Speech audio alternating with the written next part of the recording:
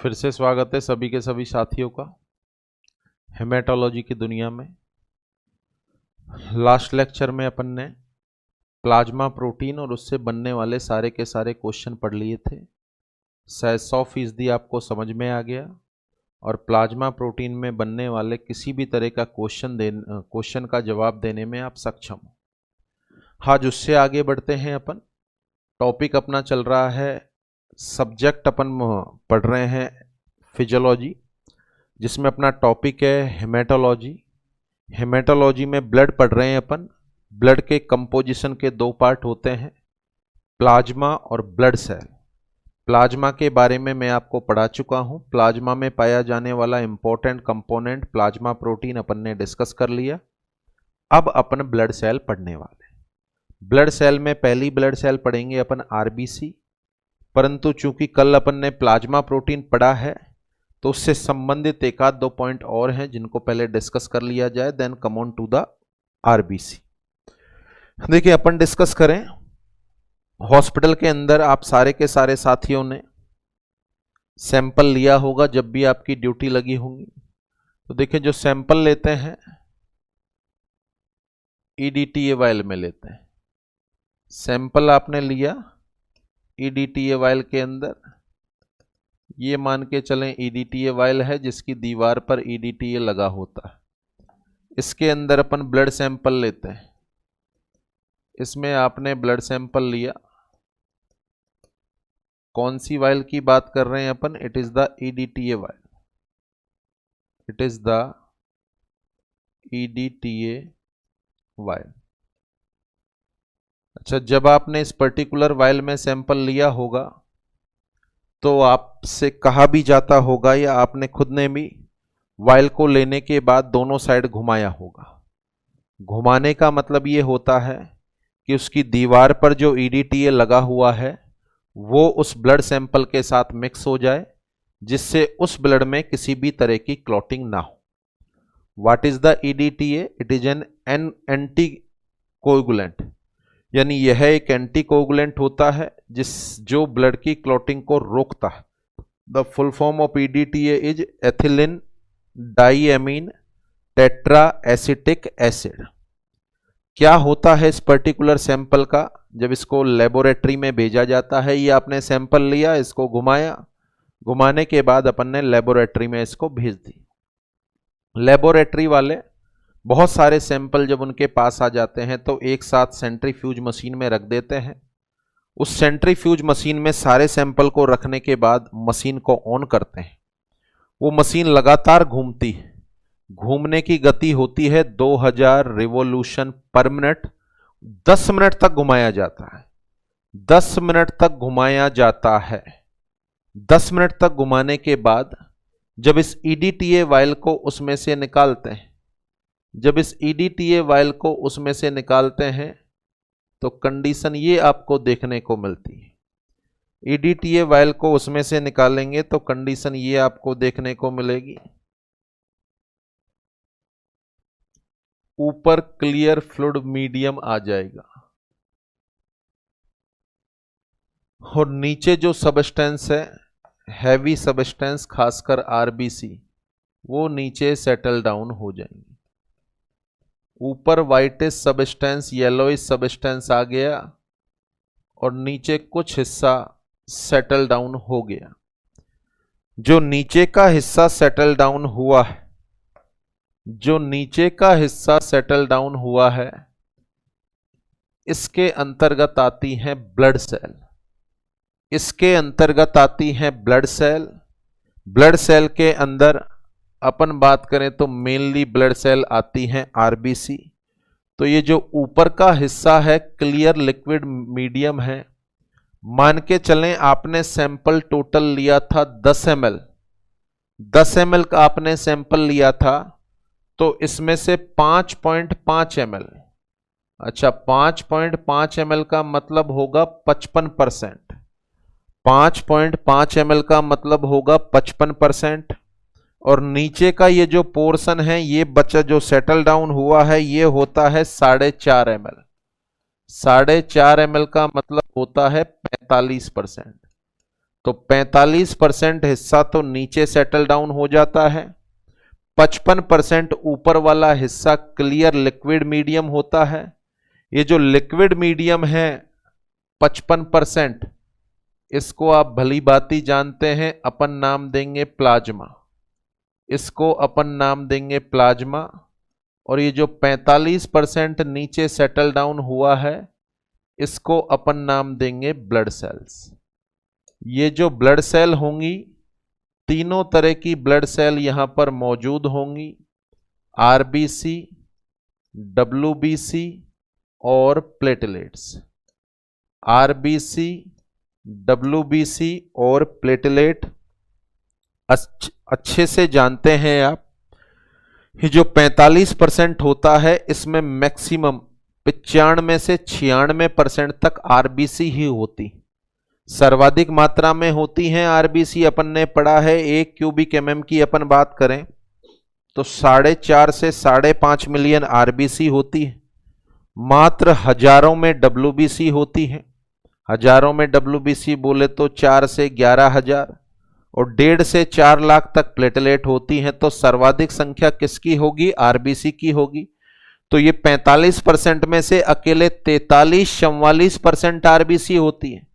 ये जो 45% अपन ने लिखा है, इसमें से अकेले 43-44% तो आरबीसी होती है। यहां मात्र 1% व्हाइट कॉट होता है, और ये जो 1% का व्हाइट कॉट होता है, इसमें होती है डब्ल्यूबीसी और प्लेटलेट। तो 45% में से 44% तो आरबीसी हो गई, और 1-2% के समथिंग होती हैं प्लेटलेट और डब्ल्यूबीसी। ऊपर का जो क्लियर लिक्विड मीडियम होता है 55%, उसको अपन नाम देते हैं प्लाज्मा। एक्सपेरिमेंट की बात कर रहा हूं मैं आपसे। जब आप ब्लड सैंपल लेते हैं, ब्लड सैंपल लेते हैं, कौन सी वायल में लेते हैं? ईडीटीए वायल के अंदर।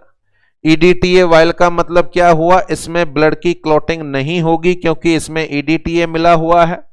जब इसको लेबोरेटरी में भेजेंगे तो वहां पर 10 मिनट तक 2000 रिवॉल्यूशन पर मिनट की स्पीड से इसको सेंट्रीफ्यूज किया जाएगा। ऊपर जो बनेगा वो होगा क्लियर लिक्विड मीडियम, जिसका नाम होगा प्लाज्मा। 55% होगा वो, और नीचे ब्लड सेल सेटल डाउन हो जाएंगी जो 45% होंगी, जिसमें तीनों तरह की ब्लड सेल होंगी, आरबीसी, डब्ल्यूबीसी और प्लेटलेट। इस 45% में से 43-44% तो आरबीसी होती हैं, और मात्र 1 या 2% होती हैं प्लेटलेट और डब्ल्यूबीसी। कौन सी वायल के साथ एक्सपेरिमेंट हुआ? ये ईडीटीए वायल के साथ। अच्छा, काम करने के दौरान प्लेन वायल में भी सैंपल लिया होगा। ये प्लेन वायल में सैंपल है, ये प्लेन वायल के अंदर आपने सैंपल लिया। देखो, प्लेन वायल में सैंपल का मतलब इसमें कोई भी एंटी कोगुलेंट नहीं होता। प्लेन वायल का मतलब है इसमें कोई भी एंटी कोगुलेंट नहीं होता। आपको अच्छे से ध्यान हो तो जब ये सैंपल आप लेते हैं तो इसको किसी भी तरीके से नहीं घुमाते हैं। इस सैंपल को किसी भी तरीके से नहीं घुमाते हैं। जैसा आपने लिया है वैसा ही रखा रहने दो। ईडीटीए वाले को तो मिक्स करते हैं, और प्लेन वायल को ज्यों का त्यों अपन रखते हैं और सीधा अपन लेबोरेटरी में भिजवाते हैं। अच्छा, लेबोरेटरी में इस पर्टिकुलर सैंपल के साथ क्या होगा? वही होगा जो ईडीटीए वायल में हुआ। ईडीटीए वायल में जैसा हुआ वैसा ही इस पर्टिकुलर सैंपल के साथ होगा। इसको भी सेंट्रीफ्यूज मशीन में रखा जाएगा। वहां रखने के बाद 2000 रिवॉल्यूशन पर मिनट पर इसको घुमाया जाएगा। 10 मिनट तक इसको घुमाया जाएगा।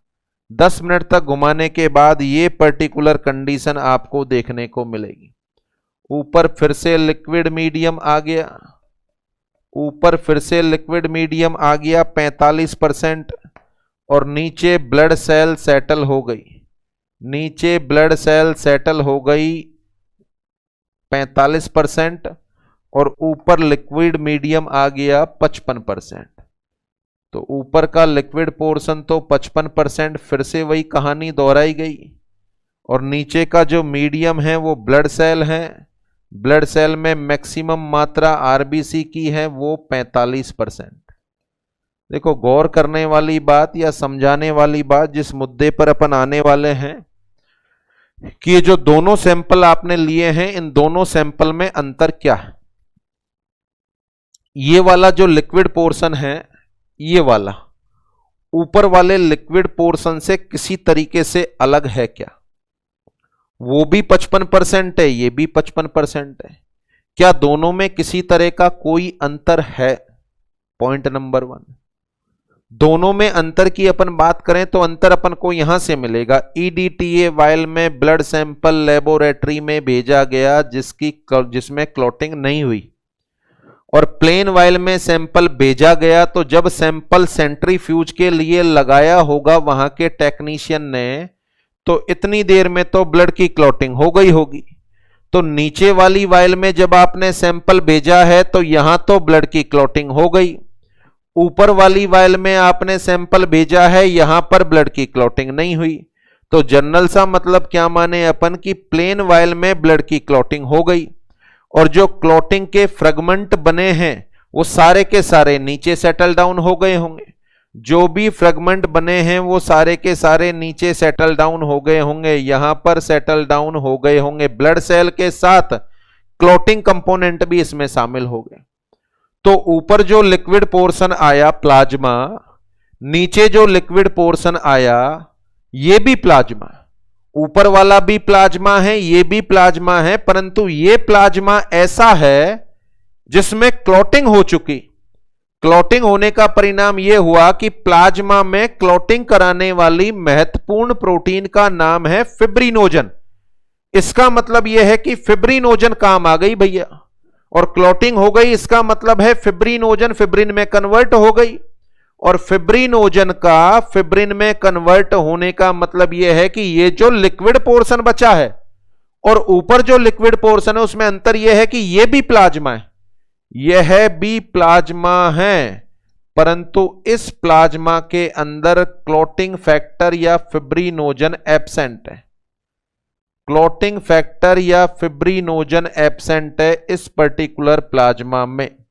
नीचे वाला जो लिक्विड पोर्शन है उसको आप प्लाज्मा लिख सकते हो, पर ज्यादा बेहतर क्या लिखना पड़ेगा? Plasma minus fibrinogen. ऊपर वाले में फिब्रिनोजन है क्योंकि वहां पर क्लॉटिंग नहीं हुई, जबकि नीचे वाले में फिब्रिनोजन नहीं है क्योंकि यहां पर ब्लड की क्लॉटिंग हो गई। और यदि आप प्लाज्मा में से फिब्रिनोजन निकाल दें या क्लॉटिंग फैक्टर को निकाल दें तो फिर इसको प्लाज्मा नाम नहीं देते, फिर इसको नाम दिया जाता है सीरम। इसको प्लाज्मा नाम नहीं देते बल्कि क्या नाम देना चाहोगे आप? सीरम। तो देखें, जो EDTA वायल के अंदर लिया है आपने सैंपल, उससे जो फ्लूइड कंपोनेंट आप सेपरेट करते हो वो तो होता है प्लाज्मा, और यदि आपने प्लेन वायल में लिया है सैंपल तो उसमें जो लिक्विड पोर्शन आता है उसको अपन नाम देते हैं सीरम। तो नॉर्मल तौर पर यदि ब्लड के इन्वेस्टिगेशन आपको कराने हैं या प्लाज्मा के इन्वेस्टिगेशन आपको कराने हैं तो आपको इंसान का ब्लड लेकर कौन सी वायल में लेबोरेटरी में भेजना होगा? आंसर है EDTA वायल में लेकर भेजेंगे। यदि आपको सीरम के इन्वेस्टिगेशन कराने, जैसे फॉर एग्जांपल के लिए सीरम इलेक्ट्रोलाइट अपन कराते हैं, सीरम इलेक्ट्रोलाइट अपन कराते हैं, सोचो किसमें सैंपल लोगे? आंसर है प्लेन वायल में लेंगे। सीरम फॉलिक एसिड लेवल की जांच करानी है, सैंपल किसमें लोगे? प्लेन वायल में लेंगे। उसके अलावा सीरम थायराइड प्रोफाइल आपको करानी है, सैंपल किसमें लोगे? प्लेन वायल में लोगे। Serum triglyceride, serum total cholesterol, serum HDL या सीरम LDL की जांच करानी है, किसमें लेंगे? प्लेन वायल में लेंगे। लीवर फंक्शन टेस्ट जिसमें आता है serum bilirubin level, SGOT, SGPT, serum alkaline phosphatase, इनकी जांच मुझे करानी है तो सैंपल किसमें लेना पड़ेगा? प्लेन वायल में। यानी समझने वाली बात यह है, for the investigation of serum the sample has been taken into the plain vial, and for the investigation of blood और plasma the sample should be taken in EDTA vial. For example के लिए यदि आपको sample लेना है यदि आपको sample लेना है सीबीसी का, यदि आपको सैंपल लेना है सीबीसी का, या आपको सैंपल लेना है ब्लड शुगर का, तो यहां पर सैंपल कौन सी वायल में लिया जाना चाहिए? आंसर है ईडीटीए वायल में। यदि आपको सैंपल लेना है सीरम इलेक्ट्रोलाइट, यदि सैंपल लेना है सीरम इलेक्ट्रोलाइट, या आपको लेना है T3 T4 TSH, या आपको लेना है लिपिड प्रोफाइल, तो इन सभी का सैंपल कौन सी वायल में आप लेना चाहेंगे? आंसर है प्लेन वायल। आया हुआ क्वेश्चन है आपके एग्जाम में, the sample for lipid profile are taken into the plain vial, EDTA vial या PT vial. Answer is plain vial. दूसरा क्वेश्चन जो एग्जाम में आया हुआ है, the sample for haemogram should be taken in which of the following vial? The sample for haemogram, haemogram का sample किसमें लिया जाता है? तो देखो, haemogram is the study of blood cell या काउंटिंग ऑफ ब्लड सेल। तो हीमोग्राम का दूसरा नाम होता है सीबीसी, हीमोग्राम का दूसरा नाम होता है सीबीसी, बोले तो कंप्लीट ब्लड काउंट। तो सेम बात हो गई। तो हीमोग्राम का सैंपल लेना है तो किसमें लेना पड़ेगा? आंसर है ईडीटीए वायल में। किसमें लेना पड़ेगा? आंसर है ईडीटीए वायल में। तो ये दो तरह की वायल हो गई। आपको सीरम और प्लाज्मा का अंतर शायद क्लियर हो गया। अभी तक क्या पढ़ा है अपन ने? Point number 1, what is the meaning of plasma? It is the clear liquid portion of the blood which contain blood cell, यानी जिसमें ब्लड सेल तैरती हैं, सस्पेंडेड रहती हैं, वो प्लाज्मा कहलाता है। बाकी बेसिक परिभाषा क्या होगी प्लाज्मा की? It is the liquid portion of blood without blood cell. यहां प्लाज्मा को निकालना है तो ब्लड सेल को हटाना पड़ेगा, तो ब्लड सेल को हटा दिया जाए तो ब्लड का जो लिक्विड पोर्शन बचेगा वो प्लाज्मा कहलाएगा। परिभाषा number 2, what is the serum? Serum बराबर plasma minus clotting protein, serum बराबर प्लाज्मा माइनस क्लोटिंग प्रोटीन या प्लाज्मा माइनस फिब्रिनोजन। प्लाज्मा में से फिब्रिनोजन या क्लोटिंग प्रोटीन या क्लोटिंग फैक्टर्स को हटा दिया जाए तो बचा हुआ लिक्विड पोर्शन क्या कहलाता है? सीरम। तो देखो, सीरम में ना तो ब्लड सेल होती हैं, सीरम में ना तो ब्लड सेल होती हैं, ना क्लोटिंग फैक्टर होते हैं। The liquid portion of blood which does not contain blood cell and clotting factor, blood cell और क्लोटिंग फैक्टर को अपने ब्लड में से निकाल दिया जाए तो बचा हुआ लिक्विड पोर्शन क्या कहलाता है? Answer is serum.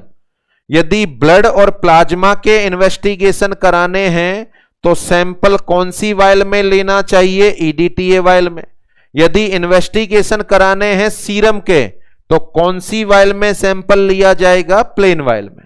Is that clear? तो ये 4 पॉइंट हो गए। यहां पर प्लाज्मा क्या होता है, सीरम क्या होता है, ब्लड और प्लाज्मा का सैंपल कौन सी वायल में लोगे, और सीरम का सैंपल कौन सी वायल में लिया जाएगा। Is that clear?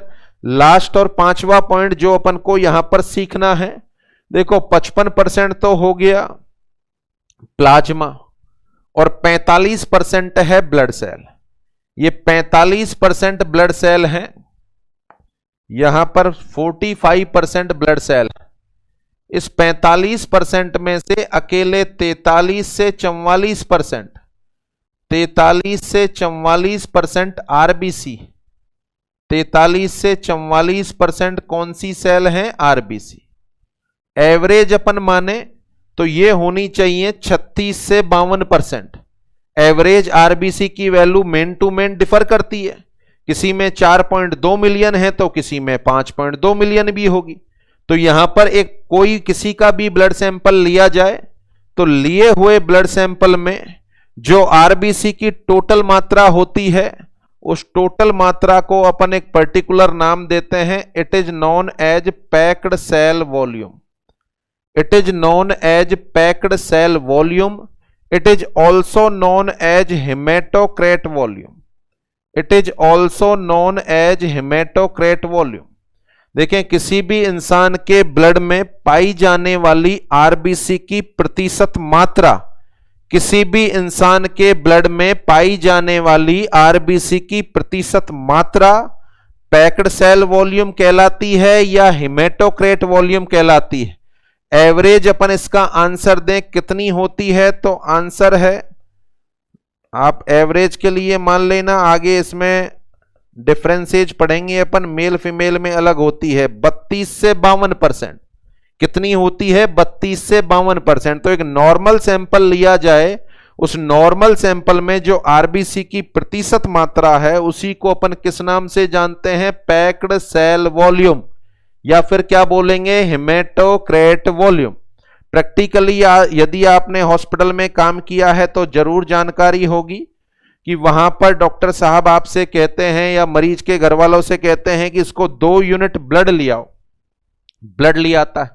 अच्छा, कभी कभार ये भी कहते हैं कि 2 यूनिट पीसीवी लगेगी, 2 यूनिट पीसीवी लगेगी। 2 यूनिट पीसीवी लगने का मतलब क्या लगेंगी? आरबीसी। केवल और केवल आरबीसी का वॉल्यूम क्या कहलाता है? पैक्ड सेल वॉल्यूम या हेमेटोक्रेट वॉल्यूम, जिसकी नॉर्मल वैल्यू कितनी होती है? 32 से 52%। नॉर्मल वैल्यू 32 से 52%। अब यदि ऐसा हो कि अपन ने किसी इंसान का ब्लड सैंपल लिया और ब्लड सैंपल लेने के बाद ये वैल्यू केवल 25% ही है, ये जो पैक्ड सेल वॉल्यूम है ये केवल 25% आए, सोचो 25% होनी चाहिए क्या? नहीं होनी चाहिए। कितनी होनी चाहिए? 32% होनी चाहिए।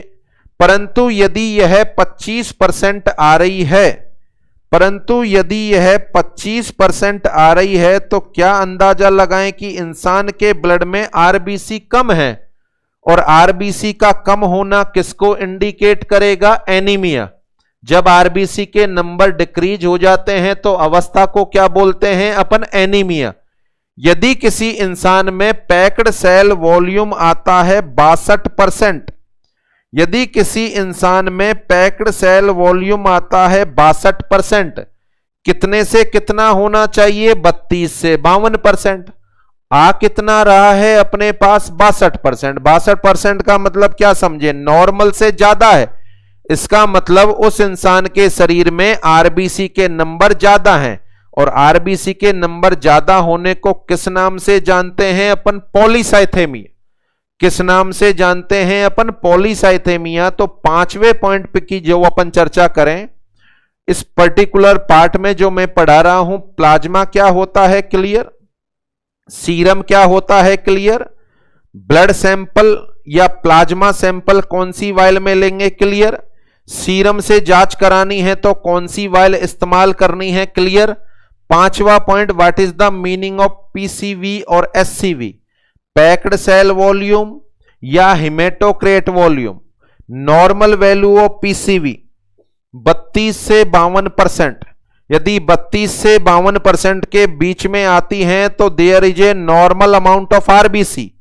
32 से कम हो जाती हैं तो डिक्रीज अमाउंट ऑफ आरबीसी, और 52 से ज्यादा हो जाए तो इंक्रीज अमाउंट ऑफ आरबीसी।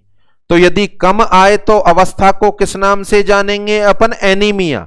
और ज्यादा आए अवस्था तो किस अवस्था के नाम से जानेंगे अपन? पॉलीसाइथेमिया। आरबीसी का कम होना एनीमिया, और आरबीसी का ज्यादा होना क्या कहलाएगा? पॉलीसाइथेमिया। तो यहां पर इस बोर्ड पर 5 पॉइंट हैं जो मैंने आपको समझाए हैं। पांचों का step by step upon revision करें तो वो इस तरीके से है। देखिए कौन कौन से पॉइंट समझाए हैं, गौर करें आप बोर्ड पर, कौन कौन से पॉइंट हैं जो समझाएं। सबसे पहले what is the meaning of plasma, परिभाषा देख लें बोर्ड पर। The liquid portion of blood without blood cell. अपने ब्लड में से ब्लड सेल को निकाल दिया जाए तो बचा हुआ लिक्विड पोर्शन क्या कहलाएगा? Plasma. The sample for blood और plasma should be taken in EDTA vial. यही पढ़ाया। जो प्लाज्मा या ब्लड के लिए सैंपल हैं वो अपन को कौन सी वायल में लेने पड़ेंगे? आंसर है ईडीटीए वायल में। एग्जाम्पल भी लिखे हुए हैं कौन कौन सी जांच के लिए। आंसर है हीमोग्राम। हीमोग्राम का मतलब क्या होता है अभी बताया, सीबीसी। हीमोग्राम का मतलब क्या होता है अभी अपन ने डिस्कस किया, इट इज द सीबीसी। तो सीबीसी का सैंपल कौन सी वायल में लेते हैं, ईडीटीए वायल में। अगला पॉइंट, सीरम का मतलब क्या होता है, देखें परिभाषा लिखी हुई है बोर्ड पर गौर करें। The liquid portion of blood without blood cell and clotting factor. Without blood cell and clotting factor, यदि ब्लड में से ब्लड सेल को निकाल दो और क्लॉटिंग फैक्टर को निकाल दो, खासकर फिब्रिनोजन को निकाल दो, तो बचा हुआ लिक्विड पोर्शन क्या कहलाता है, सीरम। या इसको ऐसे भी परिभाषित कर सकते हैं, सीरम बराबर plasma minus clotting protein. Serum बराबर plasma minus clotting protein.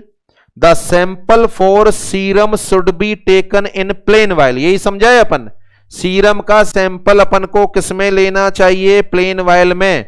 Example यहां पर लिखे हुए हैं कौन कौन सी जांच के लिए, liver function test, LFT, thyroid profile, T3, T4, TSH, serum electrolyte और लिपिड प्रोफाइल। ये आया हुआ क्वेश्चन है एग्जाम में। यहां इस बोर्ड पर जो लिखा हुआ मैटर है उसमें से 2 क्वेश्चन आए हुए। लिपिड प्रोफाइल का सैंपल कौन सी वायल में लेना चाहोगे, आंसर है प्लेन वायल में लेना चाहेंगे।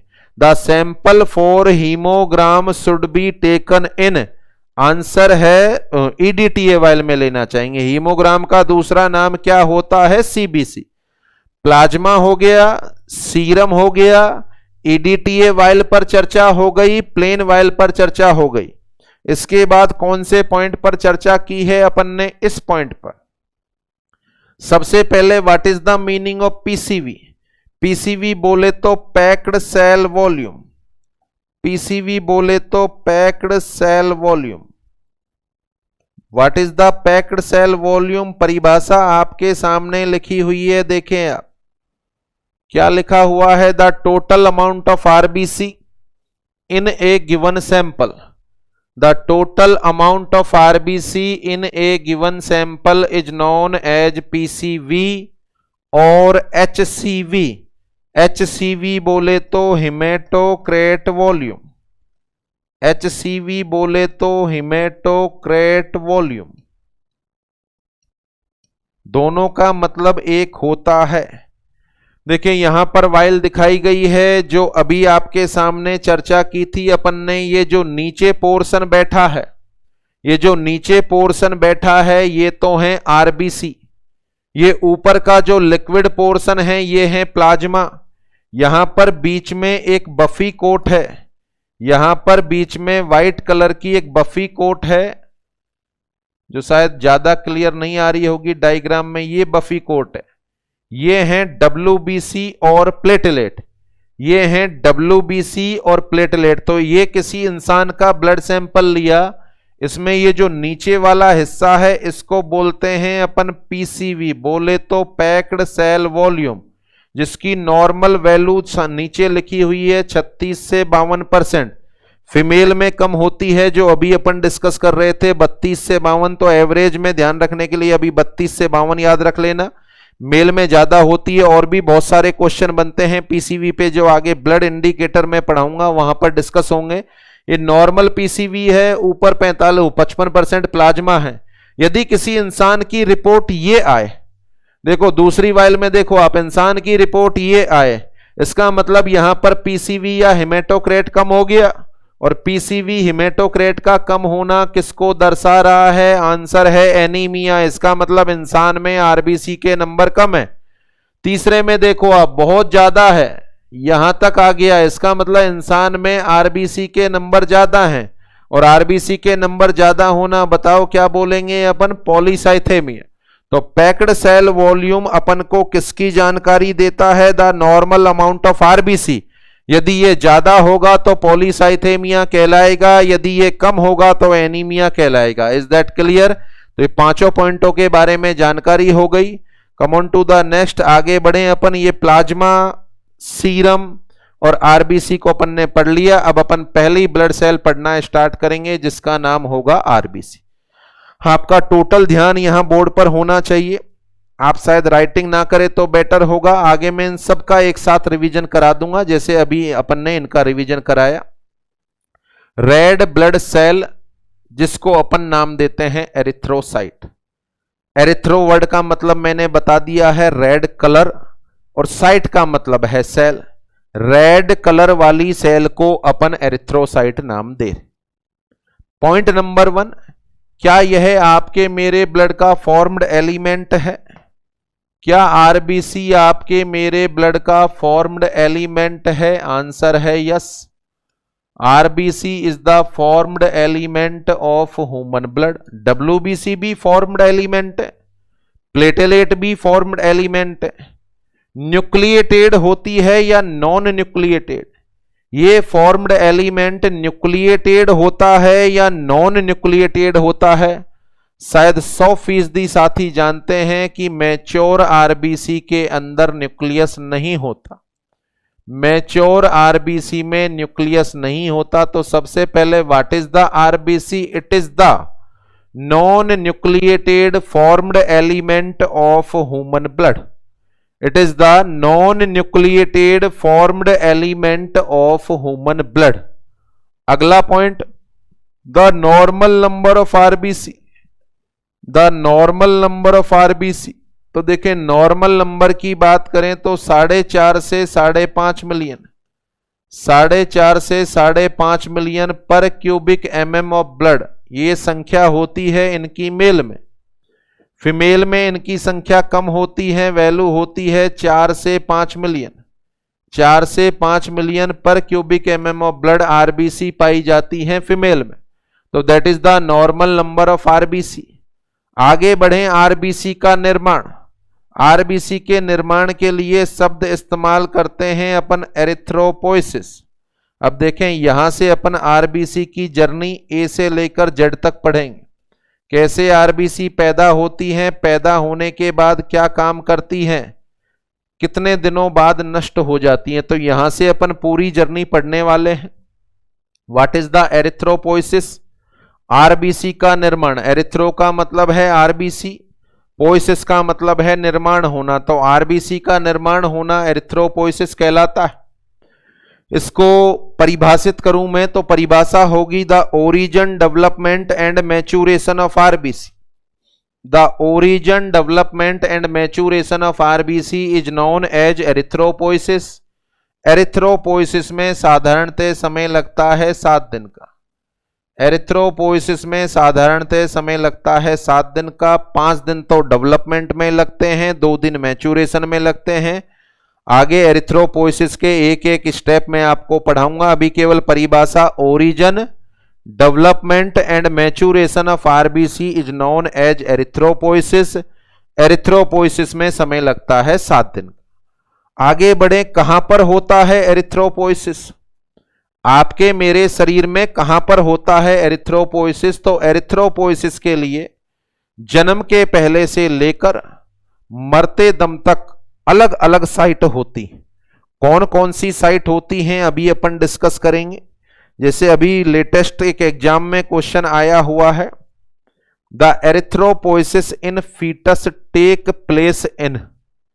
Erythropoiesis in foetus take place in option number 1 spleen, number 2 liver, number 3 yolk sac, number 4 red bone marrow. ये 4 ऑप्शन थे।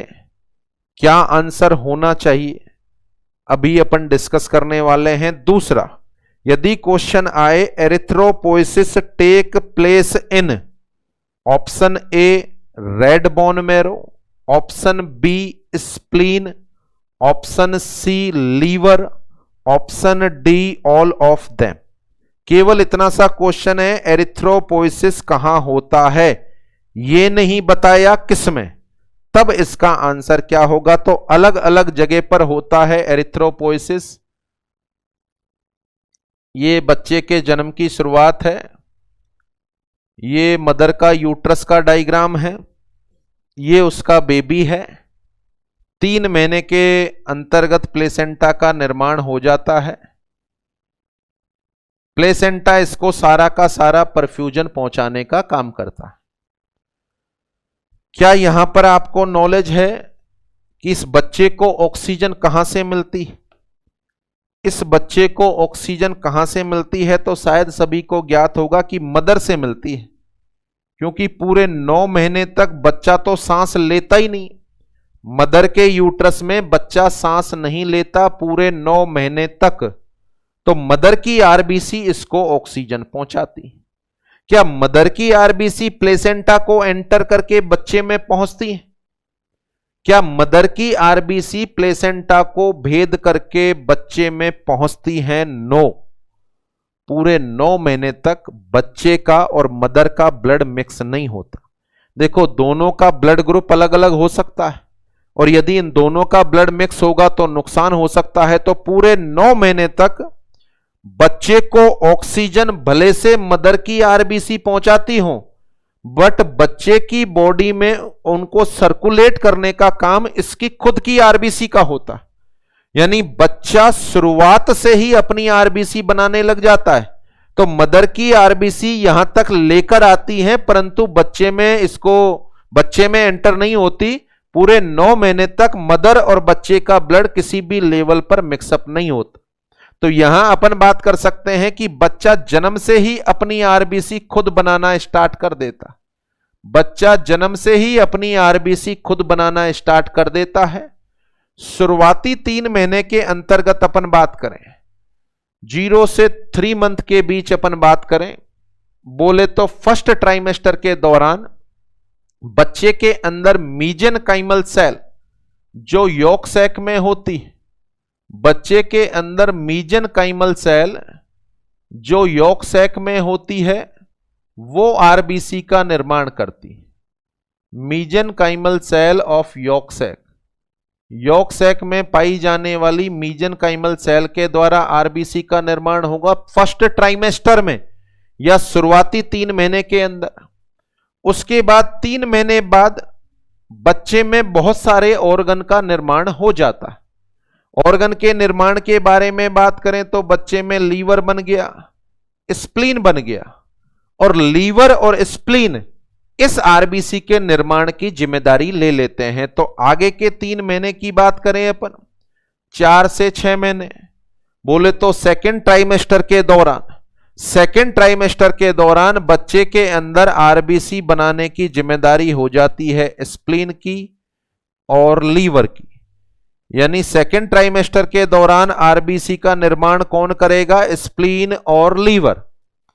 थर्ड ट्राइमेस्टर की अपन बात करें तो बच्चे में बहुत सारा ओसिफिकेशन हो जाता है, बोले तो बोन का निर्माण हो जाता है, और ये जो बोन होती हैं, इन बोन के अंदर आ जाता है रेड बोन मैरो। देखें, बोन में 2 तरह का बोन मैरो होता है, red bone marrow, yellow bone marrow.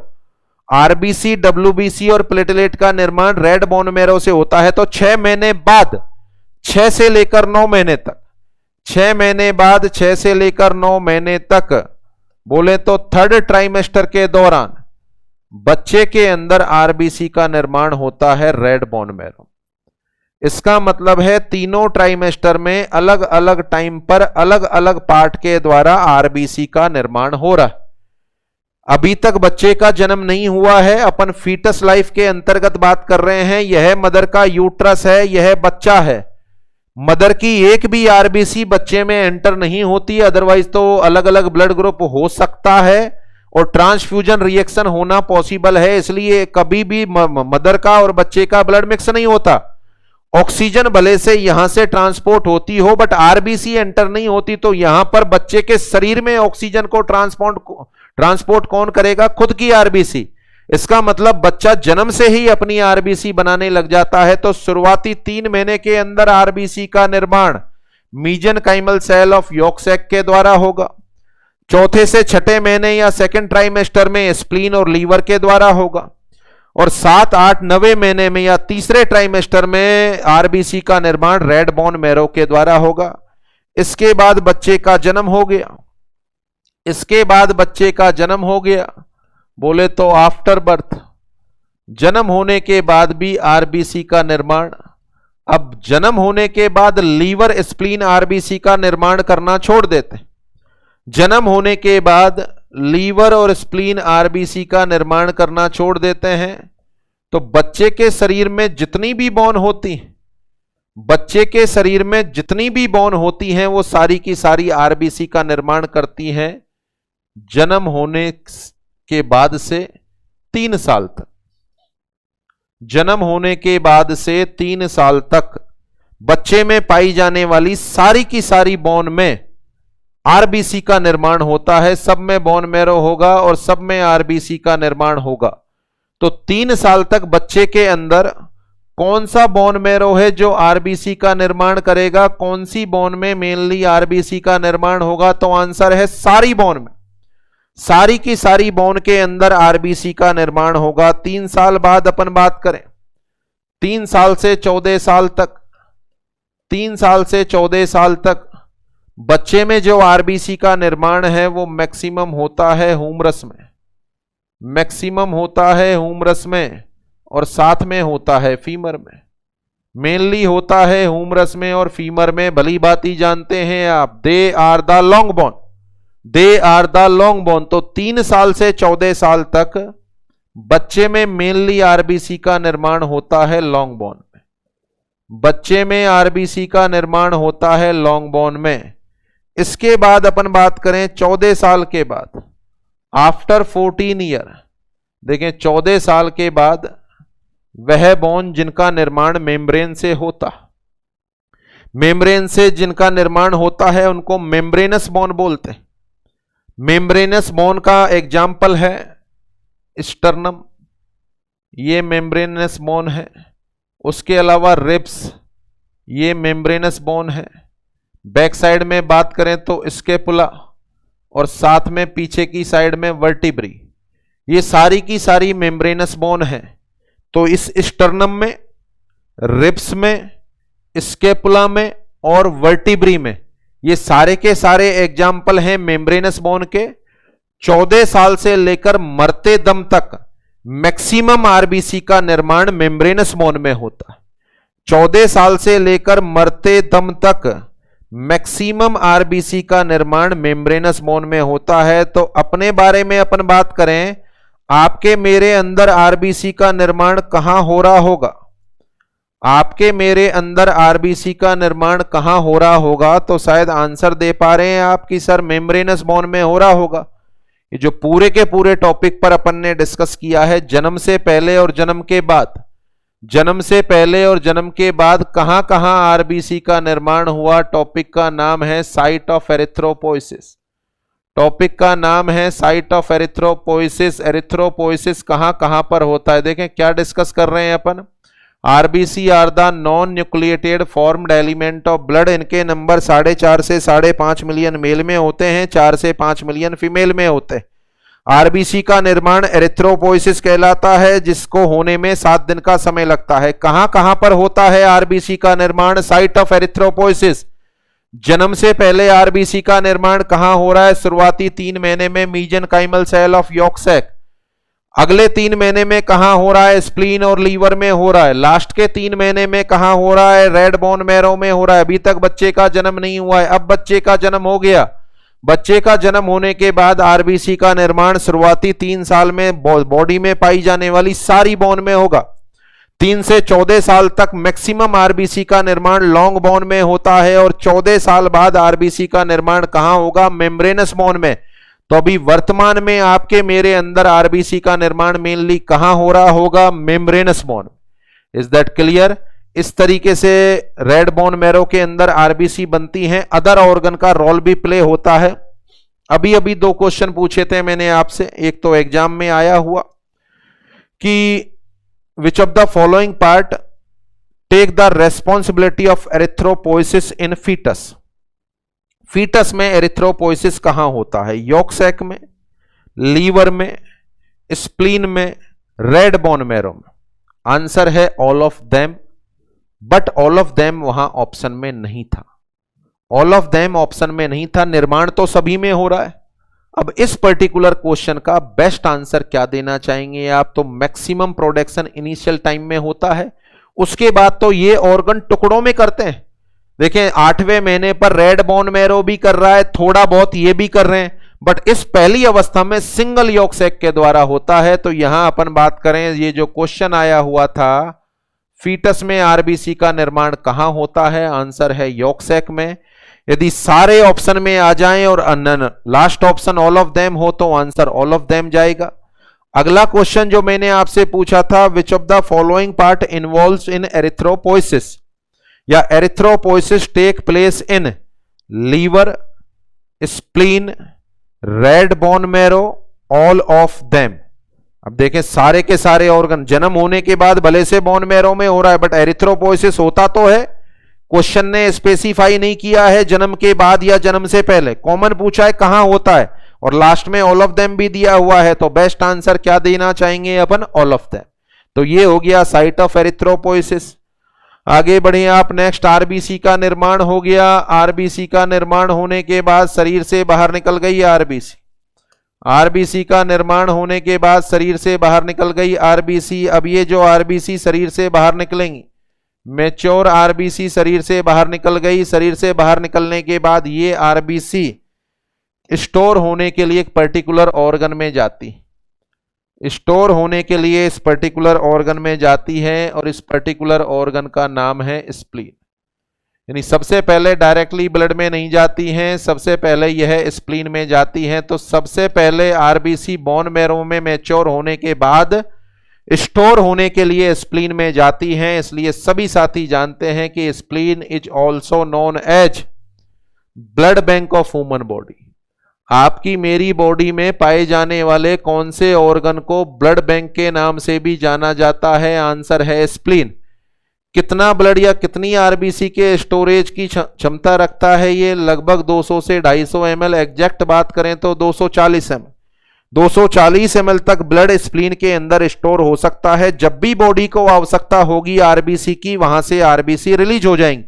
तो ये डायरेक्टली ब्लड के अंदर नहीं आती हैं, बोन मैरो से निकलकर पहले स्टोर होने के लिए स्प्लीन में जाती है। स्प्लीन में जाने के बाद वापस से सर्कुलेशन में आती हैं। स्प्लीन की कैपेसिटी कितनी होगी आरबीसी को स्टोर करने की, 240 ml। Come on to the next point, अगले पॉइंट की बात करें। अब स्प्लीन में आ गई, या बॉडी को जरूरत है तो ये सर्कुलेशन में आ जाएंगे। ये आरबीसी सर्कुलेशन में आ गई, देख ये आरबीसी सर्कुलेशन में आ गई।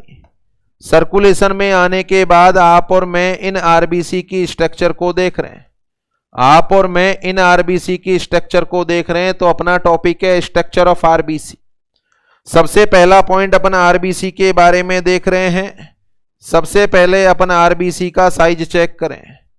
सबसे पहले अपन आरबीसी का साइज चेक करें। ये आरबीसी का साइज अपन को मिला 7.2 माइक्रोन। आरबीसी का साइज अपन को क्या मिला, 7.2 माइक्रोन। यहां पर अपन टॉपिक पढ़ रहे हैं स्ट्रक्चर ऑफ आरबीसी। ये आरबीसी हो गई, ये आरबीसी के अंदर भरा हुआ सबस्टेंस हो गया जिसका नाम है हीमोग्लोबिन। सबसे पहले अपन आरबीसी का साइज चेक कर रहे हैं, जो अपन को मिल रहा है 7.2 माइक्रोन।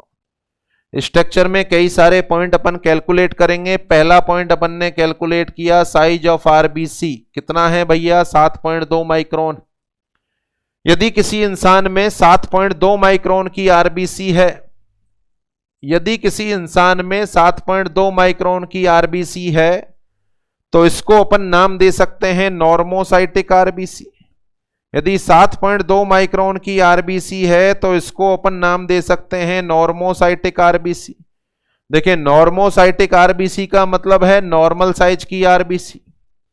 अगर किसी इंसान के अंदर आरबीसी का साइज 7.2 की जगह 8 माइक्रोन है, 7.2 की जगह 8 माइक्रोन है, तो नॉर्मल से ज्यादा है, बोले तो बड़े साइज की आरबीसी। बड़े साइज की आरबीसी को बोलेंगे अपन मैक्रोसाइटिक आरबीसी। यदि किसी इंसान में आरबीसी का साइज 6 माइक्रोन है तो नॉर्मल से कम है, और नॉर्मल से छोटा होना, इस आरबीसी को किस नाम से जानेंगे अपन, माइक्रोसाइटिक आरबीसी। तो देखें साइज के आधार पर 3 तरह की आरबीसी हैं जो इंसानों के शरीर में पाई जाती हैं। विशेष तौर से ध्यान रखना है आपको। आगे मैं एनीमिया आपको पढ़ाऊंगा तो ये बहुत इंपॉर्टेंट पॉइंट हैं जो आगे यूजेबल होंगे। Normal size of RBC answer है 7.2 माइक्रोन। 7.2 माइक्रोन से बड़ी आरबीसी को किस नाम से जानेंगे अपन? Macrocytic RBC. छोटी है तो किस नाम से जानेंगे? Microcytic RBC. और नॉर्मल है तो किस नाम से जानेंगे अपन? Normocytic RBC. अगले पॉइंट के बारे में बात करें, आरबीसी का शेप कैसा होता है? आरबीसी का शेप कैसा होता है? तो इस तरह की होती है आरबीसी। सुना होगा सारे के सारे साथियों ने। इस शेप को अपन नाम देते हैं बाइकॉनकेव। इस शेप को अपन नाम देते हैं बाइकॉनकेव। और इस शेप को अपन नाम देते हैं डिस्क शेप। क्या नाम देंगे अपन? Disc shape. कैसी होती हैं आरबीसी? बाइकॉनकेव होती हैं या डिस्क शेप होती है? अब देखें, दो अलग अलग नाम आ गए तो इसका मतलब क्या दो तरह की आरबीसी होती? नहीं, एक ही तरह की आरबीसी होती है, केवल अलग अलग व्यू से देखने का अंतर है। अगर मैं इस आरबीसी को सामने से देख रहा हूं, मुझे बाइकॉनकेव लग रही है, ये आरबीसी बाइकॉनकेव लग रही है। बट सोचो, इसको यदि मैं ऊपर से देखूं, इस आरबीसी को इस एंगल से देखूं, ये मैं हॉरिजॉन्टल वर्टिकल देख रहा हूं, मेरे को बाइकॉनकेव लग रही है। अगर हॉरिजॉन्टल देखूंगा तो ये ऊपर का हिस्सा दिखाई देगा और ये हिस्सा दिखाई देगा। इसका मतलब कैसी मिलेगी मुझे? Disc shape. तो दोनों का मतलब एक ही है, दोनों का मतलब एक ही है। आरबीसी का शेप कैसा होता है? आंसर है बाइकॉनकेव या डिस्क शेप होता है। तीसरे पॉइंट के बारे में अपन बात करें, आरबीसी का कलर कैसा होता है? Come on to the next point, the colour of RBC. देखें, ब्राइट रेड होता है। आरबीसी का कलर कैसा होता है? आंसर है ब्राइट रेड होता है। ब्राइट रेड होने का कारण है हीमोग्लोबिन। ब्राइट रेड होने का कारण है हीमोग्लोबिन। अगर किसी आरबीसी का कलर ब्राइट रेड ना होकर कम हो तो, अगर किसी आरबीसी का कलर ब्राइट रेड ना होकर कम हो, या सबसे पहले अपन बात करें, यदि मान के चलो ब्राइट रेड हो, आरबीसी का कलर ब्राइट रेड हो, इसका मतलब है आरबीसी का कलर नॉर्मल है। नॉर्मल कलर की आरबीसी को नाम देंगे अपन नॉर्मोक्रोमिक आरबीसी। अगर कलर नॉर्मल है, देखो क्रोमिक का मतलब होता है कलर, और नॉर्मल है तो क्या नाम दे रहे हैं अपन? Normochromic RBC. यदि आरबीसी में हीमोग्लोबिन नॉर्मल से कम मात्रा में भरा हुआ है तो आरबीसी का कलर भी नॉर्मल से कम होगा। नॉर्मल से कम कलर होना, उस आरबीसी को क्या नाम देंगे अपन? आंसर है हाइपोक्रोमिक आरबीसी। अगर हीमोग्लोबिन ज्यादा भरा हुआ है तो आरबीसी का कलर नॉर्मल से ज्यादा होगा। नॉर्मल से ज्यादा कलर वाली आरबीसी को नाम देंगे हाइपरक्रोमिक आरबीसी। तो सेम जो पॉइंट साइज के हिसाब से अपन तय कर रहे थे, उन्हीं पॉइंटों को अपन कलर के हिसाब से भी तय कर रहे हैं। तो साइज के हिसाब से कितनी तरह की आरबीसी हो गई? 3 तरह की। Normocytic RBC, macrocytic RBC, microcytic RBC. Colour के आधार पर normal colour of RBC bright red. यदि ब्राइट रेड है तो कैसी आरबीसी? नॉर्मोक्रोमिक। कम है तो कैसी आरबीसी? हाइपोक्रोमिक। ज्यादा है तो कैसी आरबीसी? हाइपरक्रोमिक। विशेष तौर से ध्यान रखें इन 6 के 6 पॉइंटों को। इन 6 के 6 पॉइंटों से पूरा एनीमिया पढ़ लेंगे अपन। बेहद इंपॉर्टेंट होंगे ये एनीमिया के केस में। तो ये 3 टाइप हो गए। कलर के आधार पर 3 तरह की आरबीसी, साइज के आधार पर 3 तरह की आरबीसी। मेजर पॉइंट क्या डील कर रहे हैं अपन? साइज ऑफ आरबीसी पता लग गया आपको, 7.2 माइक्रोन है। शेप ऑफ आरबीसी कैसी होती है? बाइकॉनकेव या डिस्क शेप होती है। कलर ऑफ आरबीसी कैसा होता है? ब्राइट रेड होता है। ब्राइट रेड है तो क्या बोलेंगे? नॉर्मोक्रोमिक। कम है तो क्या बोलेंगे? हाइपोक्रोमिक। ज्यादा है तो क्या बोलेंगे? Hyperchromic. Come on to the next और last point, organelles inside the RBC. RBC के अंतर्गत कौन कौन से ऑर्गेनेल्स पाए जाते हैं? अगर आपसे कहा जाए आरबीसी में क्या न्यूक्लियस होता है, तो अभी अभी अपन ने डील की थी नहीं होता। क्या आरबीसी में माइटोकॉन्ड्रिया होता है? नहीं होता। ना तो इसमें न्यूक्लियस होता है ना इसमें माइटोकॉन्ड्रिया होता है मैच्योर आरबीसी में।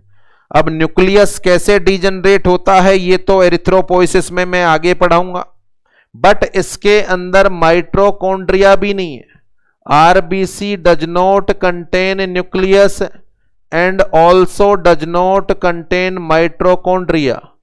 अच्छा, माइटोकॉन्ड्रिया एरोबिक रेस्पिरेशन कराता है, ना तो न्यूक्लियस है ना माइटोकॉन्ड्रिया है, तो आरबीसी में आखिर है क्या? तो आरबीसी में टोटली रेड कलर का पिगमेंट भरा हुआ है जिसका नाम है haemoglobin.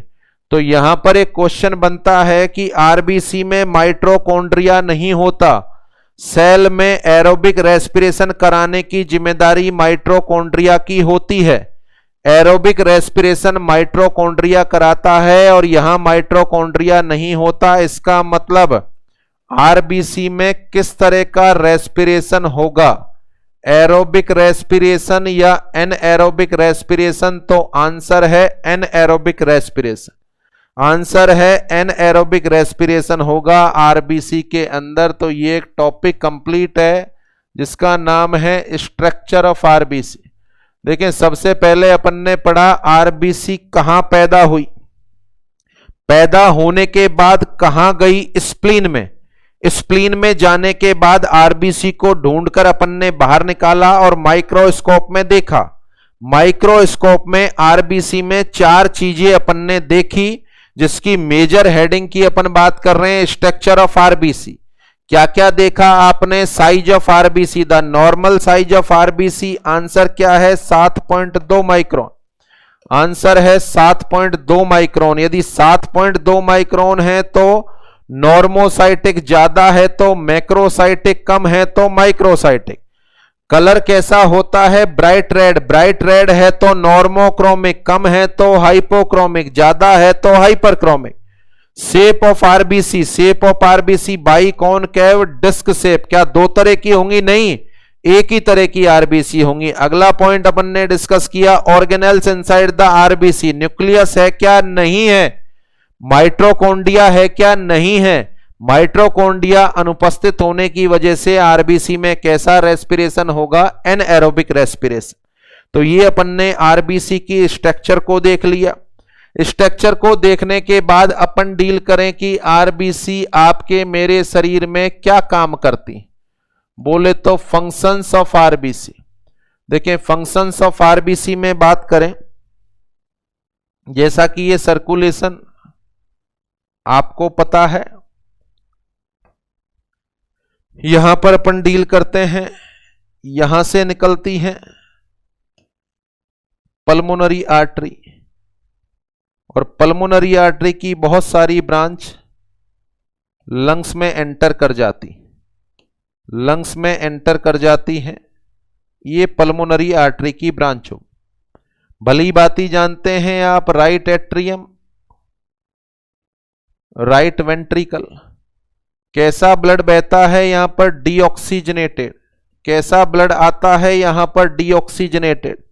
Deoxygenated blood pulmonary artery के द्वारा, पल्मोनरी आर्टरी के द्वारा कहां पर पहुंच गया? लंग्स में पहुंच गया।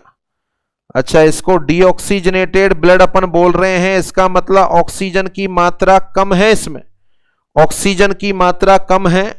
लंग्स में अपन रेस्पिरेशन कर रहे हैं। देखिए, रेस्पिरेशन करने का मतलब है ऑक्सीजन बाहर 21% है और कार्बन डाइऑक्साइड 0.4% है। तो ऑक्सीजन की मात्रा ज्यादा हो रही है लंग्स में जो अपन सांस ले रहे हैं।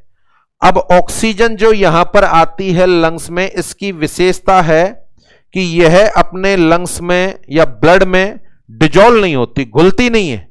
इसका मतलब जो सांस मैं ले रहा हूं और ऑक्सीजन मेरे अंदर जा रही है तो उसको कैप्चर करने के लिए कोई चाहिए। तो जो पल्मोनरी आर्टरी से ब्लड गया है, इसमें जो आरबीसी उपस्थित हैं, वो आरबीसी जो मैं सांस ले रहा हूं उसमें जो ऑक्सीजन आ रही है उसको कैप्चर कर लेंगी। आरबीसी के अंदर पाया जाने वाला हीमोग्लोबिन बना लेगा ऑक्सी हीमोग्लोबिन, और उसके बाद ये जो ब्लड वापस जाएगा वो ऑक्सीजनेटेड हो जाएगा। तो ऑक्सीजन को किसने कैप्चर किया? आरबीसी ने। ऑक्सीजन को किसने कैप्चर किया? आरबीसी ने, और यहां से जाने वाला ब्लड ऑक्सीजनेटेड हो गया, और ये ऑक्सीजनेटेड ब्लड पल्मोनरी वेन के द्वारा पहुंचता है लेफ्ट एट्रियम में। 4 पल्मोनरी वेन होती हैं जिनके द्वारा लेफ्ट एट्रियम में पहुंचता है। लेफ्ट एट्रियम से लेफ्ट वेंट्रिकल में पहुंचता है, ऑक्सीजनेटेड है। लेफ्ट वेंट्रिकल से आगे अयोर्टा में पहुंचता है, अयोर्टा से आर्टरी में पहुंचता है, फिर आर्टेरियोल में पहुंचता है, और फिर आर्टीरियल कैपिलरी में पहुंचता है। आर्टीरियल कैपिलरी ओपन होती हैं टिश्यू में, आर्टीरियल कैपिलरी ओपन होती हैं टिश्यू में।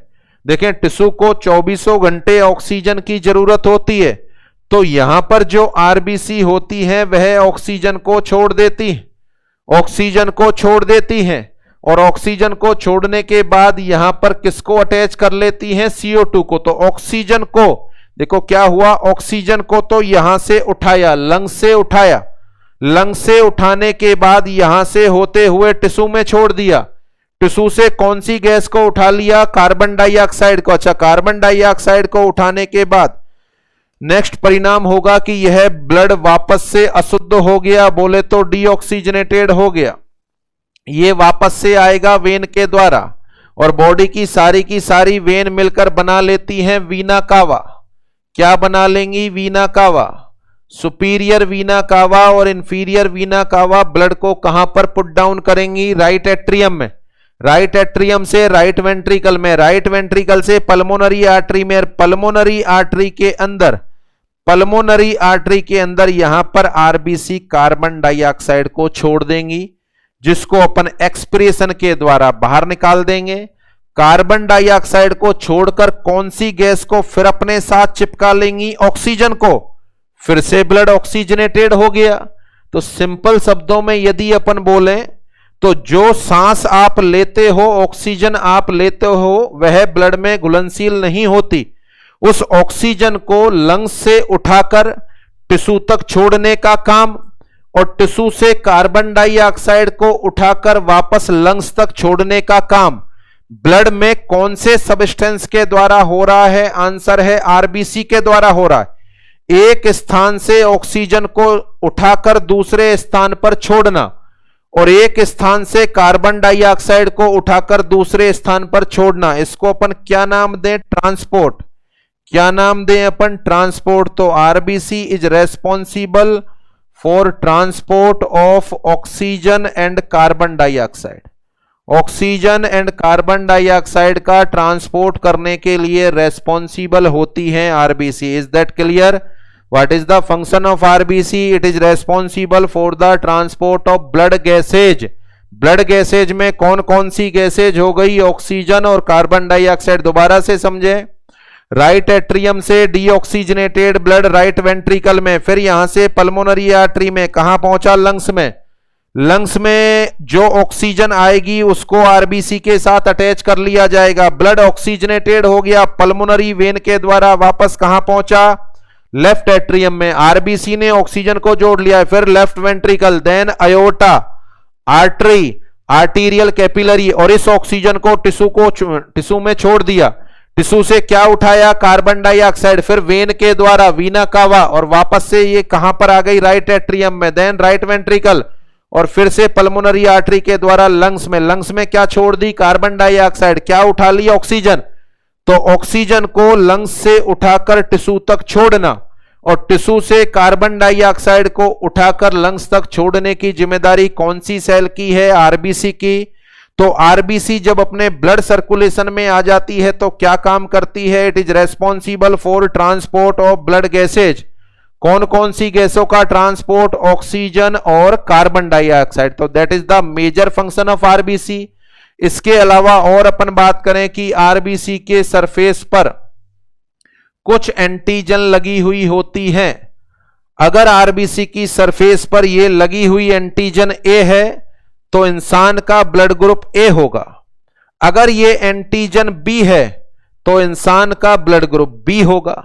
अगर दोनों लगी हुई हैं तो ब्लड ग्रुप ए बी होगा, और दोनों में से कोई सी भी मौजूद नहीं है तो इसका ब्लड ग्रुप ओ होगा। तो मीनिंग ये कि आपके मेरे ब्लड में अपना जो ब्लड ग्रुप होता है उसका निर्धारण किसके द्वारा किया जाता है? आंसर है आरबीसी। तो what is the function of RBC? पहला फंक्शन तो ट्रांसपोर्ट ऑफ ब्लड गैसेज हो गया, अगला फंक्शन है determination of blood group. Blood group का निर्धारण आरबीसी, डब्ल्यूबीसी या प्लेटलेट में से कौन सी सेल से होता है? आंसर है आरबीसी से होता है। Is that clear? तो that are the function of RBC. RBC इन्हीं फंक्शंस को लगातार करती रहती हैं और करते करते यह कितने समय तक जीवित रहती हैं? अगले पॉइंट पर जाएं। Life span of RBC, answer है 120 दिन। आरबीसी का जीवन काल कितना होगा? 120 दिन। 120 दिन की आरबीसी होने के बाद चूंकि इसमें न्यूक्लियस नहीं होता तो इसकी बाहर की मेम्ब्रेन रिजिड हो जाती है। इसकी बाहर की मेम्ब्रेन रिजिड हो जाती है, हार्ड हो जाती है, बोले तो इसकी फ्लेक्सिबिलिटी कम हो जाती। 120 दिन तक इसने अपना काम किया। 120 दिन तक काम करने के बाद इसकी मेम्ब्रेन की फ्लेक्सिबिलिटी कम हो जाती है क्योंकि प्रोटीन का निर्माण नहीं होता, इसमें न्यूक्लियस नहीं है। अब ये आरबीसी स्प्लीन में एक स्पेशल तरह का सिस्टम पाया जाता है। इस तरह की ब्लड वेसल होती, इस तरह की कैपिलरी होती है, यहां से ब्लड निकलता है। इस पर्टिकुलर सिस्टम को जो स्प्लीन में होता है इसको बोलते हैं रेटिकुलो एंडोथीलियल सिस्टम।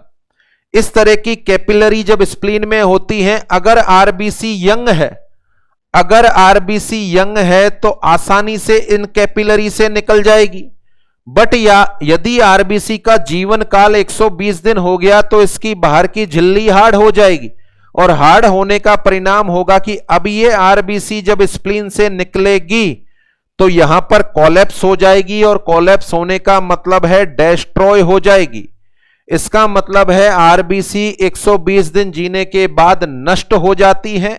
नष्ट करने के लिए स्प्लीन में एक स्पेशल तरह का रेटिकुलो एंडोथीलियल सिस्टम पाया जाता है।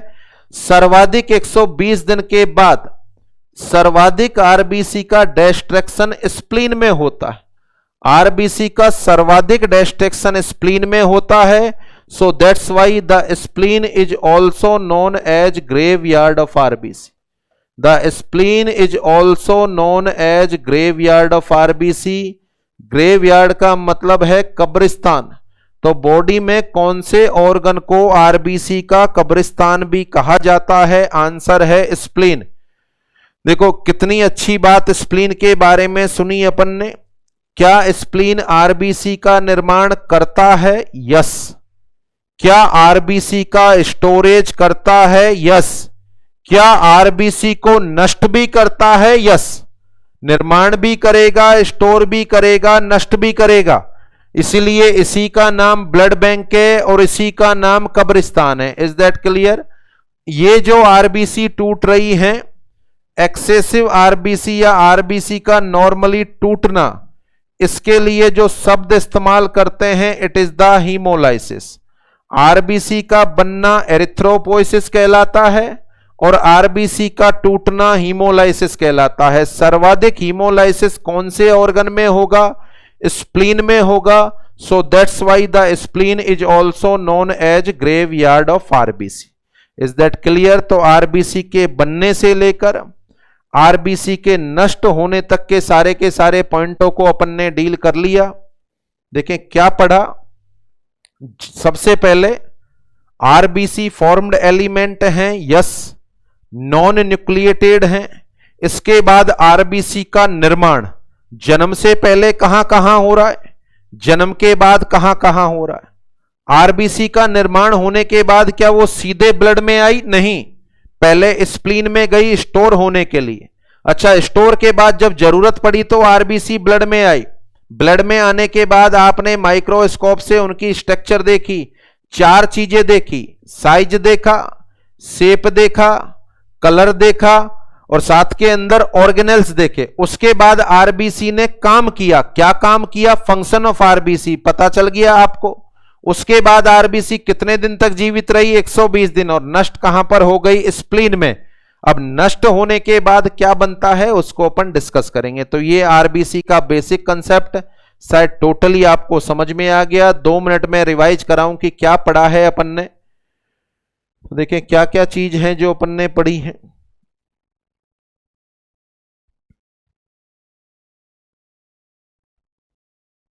यहां से अपन ने शुरुआत की है, गौर कर लें, ये रिवीजन हो जाएगा आपका। RBC are the non nucleated formed element of blood. Nucleus नहीं होता। नॉर्मल नंबर ऑफ आरबीसी 4.5 से 5.5 मिलियन होती हैं मेल में और 4 से 5 मिलियन होती हैं फीमेल में। अगला पॉइंट, आरबीसी का निर्माण क्या कहलाता है। सबसे पहले एरिथ्रोपोइसिस, परिभाषा क्या लिखी हुई है, origin development and maturation of RBC is known as erythropoiesis. कितना समय लगता है, 7 दिन का समय लगता है। कहां पर होता है आरबीसी का निर्माण, जन्म से पहले, before birth mesenchymal cell of yolk sac, spleen और लीवर दूसरे trimester, bone marrow, bone marrow में red bone marrow 3rd trimester.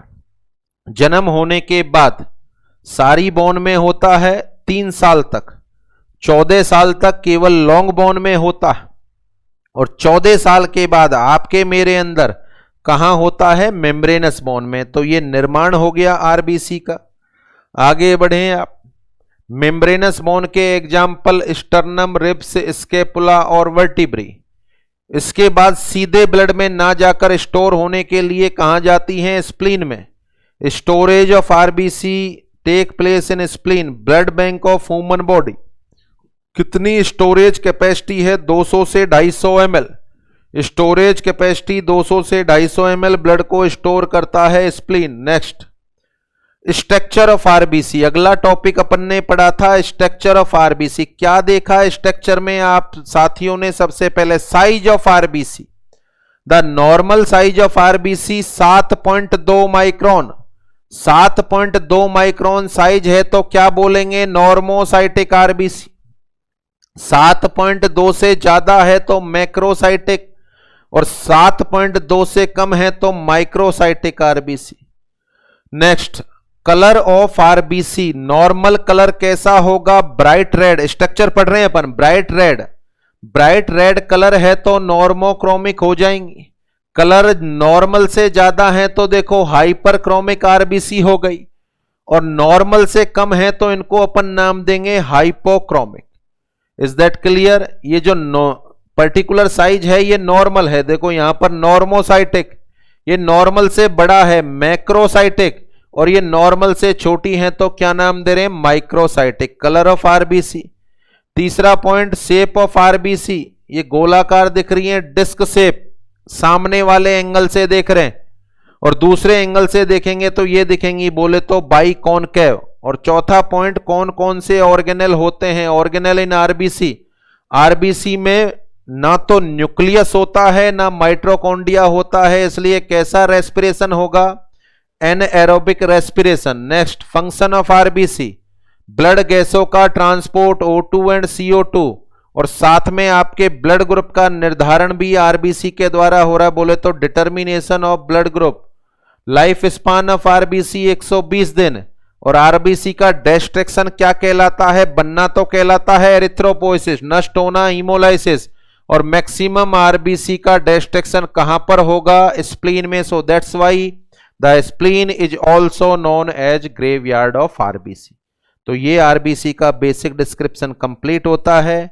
आज के लेक्चर में अपन ने शुरुआत में टॉपिक डिस्कस किए हैं, प्लाज्मा क्या होता है, सीरम क्या होता है, use of plain vial, use of EDTA vial, what is the PCV, what is the SCV। बढ़ जाना क्या इंडिकेट करेगा, कम हो जाना क्या इंडिकेट करेगा। उसके बाद अपन ने पहली ब्लड सेल पढ़ी है आरबीसी। अभी आरबीसी जब नष्ट होती हैं तो क्या बनता है वो बहुत कुछ बाकी है। तो हीमोलाइसिस में क्या क्या कंपोनेंट अपने पास प्राप्त होंगे उसको अपन डिस्कस करेंगे नेक्स्ट लेक्चर में। तो आज के अभी के लिए इतना ही। बहुत बहुत धन्यवाद आप सभी साथियों।